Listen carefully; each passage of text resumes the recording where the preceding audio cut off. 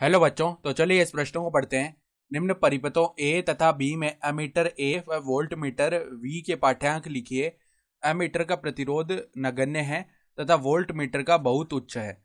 तो यहाँ पे देखो, हमारे पास दो चित्र ए और बी दिए हुए हैं और हमें एमीटर और वोल्ट मीटर के जो पाठ्यांक है वो लिखने हैं। तो प्रश्न में आगे बढ़ने से पहले इस प्रश्न से संबंधित जो मुख्य अवधारणा है उसकी हम चर्चा कर लेते हैं। तो देखो, मुख्य अवधारणा क्या हो जाएगी। हम जानते हैं कि यदि यदि सेल का विद्युत वाहक बल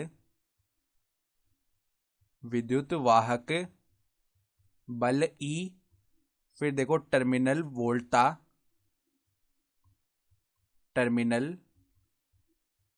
वोल्टा वी, उसके पश्चात जो आंतरिक प्रतिरोध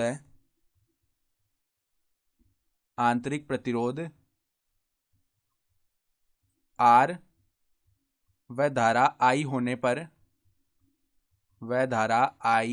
पर जो टर्मिनल वोल्टा है वी वो किसके बराबर आता है, ई माइनस आई आर। तो ये संबंध हम जानते हैं। तो सबसे पहले हम पहले चित्र पर आते हैं और इसमें हम क्या करते हैं, जो किरचॉफ का द्वितीय नियम है, लूप का नियम, ठीक है, उसमें हम क्या करते हैं। देखो, पाश के नियम में हम जानते हैं किसी बंद पाश लूप के चारों ओर विभव में परिवर्तन का बीजगणितीय योग शून्य होता है ना। तो हम क्या करते हैं, इस हिसाब से चलते हैं इस लूप के अंदर। तो पहले देखो, बैटरी के माइनस से हम प्लस की ओर जा रहे हैं, ठीक है। तो देखो, किरचॉफ के द्वितीय नियम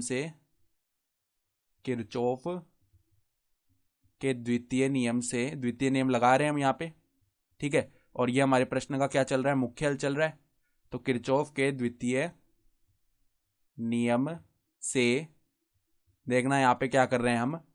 पहले हमने मान लिया कि इस परिपथ के अंदर एक बार के लिए आई धारा बह रही होगी, ठीक है। तो आई धारा अगर बह रही है, हमें क्या निकालना है, पहले हमें धारा निकालना है। एमीटर ये धारा ही तो मतलब मापेगा ना, ठीक है। तो एमीटर का पाठ्यांक तो धारा आ जाएगी, फिर वोल्ट मीटर का पाठ्यांक क्या आ जाएगी हमारे पास। यहाँ पर हम क्या निकालेंगे, वी का मान निकालेंगे इस सूत्र से, ई माइनस आई आर से, वो हमारे पास वोल्ट मीटर का पाठ्यांक आएगा, ठीक बात है। तो किरचॉफ के द्वितीय नियम हम यहाँ पे प्रयोग करते हैं। तो 6 वोल्ट, फिर देखो आगे हम जा रहे हैं तो यहाँ पे धारा की दिशा में, मतलब धारा प्लस से माइनस जाएगी ना, तो यहाँ पे प्लस माइनस, फिर हम आगे वाला चिन्ह का प्रयोग करते हैं। तो माइनस में देखो, प्रतिरोध है 2 ओम और धारा जा रही है आई, तो विभव हो गया 2 आई, ठीक है। फिर यहाँ पे प्रतिरोध है 1 ओम, तो यहाँ पे माइनस क्या आ जाएगा, 1 गुणा आई यानी कि आई, और ये पूरा जो योग है किसके बराबर आएगा, 0 के बराबर। तो यहाँ से 3 आई का जो मान है ना वो किसके बराबर आएगा, 3 आई का मान हमारे पास 6 के बराबर आएगा। यानी आई जो धारा है वो कितनी आ जाएगी, 2 एम्पीयर आ गई। तो धारा 2 एम्पीयर आ गई, तो एमीटर का जो पाठ्यांक है ना, एमीटर का पाठ्यांक क्या आ जाएगा, एमीटर ए का पाठ्यांक बराबर आ गया हमारा 2 एम्पीयर। 2 एम्पीयर आ गया, ठीक है। फिर देखो, वोल्ट मीटर का पाठ्यांक निकालने के लिए हम टर्मिनल वोल्टा वी निकाल लेते हैं। तो देखो, विद्युत वाहक बल कितना है, 6 वोल्ट है। तो 6 माइनस में धारा है 2 एम्पीयर, गुणा में आंतरिक प्रतिरोध है हमारे पास 1 ओम, तो गुणा में 1, तो ये कितना हो गया, 4 वोल्ट हो गया, ठीक है। तो हम क्या बोल सकते हैं, ये 4 वोल्ट आया यहाँ पर, ठीक बात है ना। तो वोल्ट मीटर वी का जो पाठ्यांक है, वोल्ट मीटर वी का पाठ्यांक, उसका जो मान है वो कितना आ गया, 4 वोल्ट आ गया। तो ये तो पहले चित्र के लिए हल आ गए। अब हम चित्र बी की बात कर रहे हैं।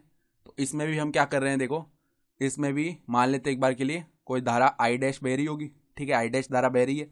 तो इसमें भी हमने लूप का नियम लगा दिया। तो यहाँ पे 6 वोल्ट आ जाएगा। देखो, किरचॉफ के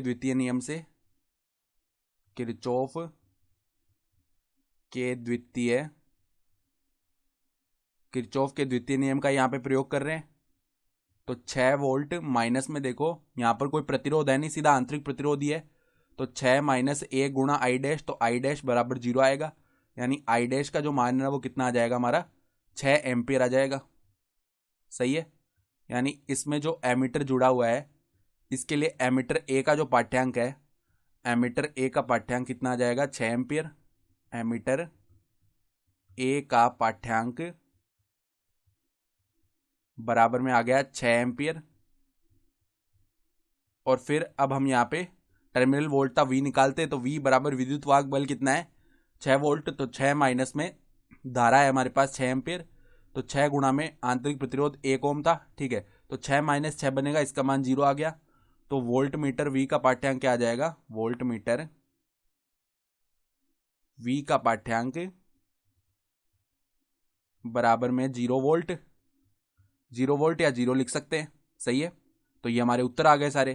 तो आशा करता हूं कि आपको ये प्रश्न समझ में आया होगा। धन्यवाद।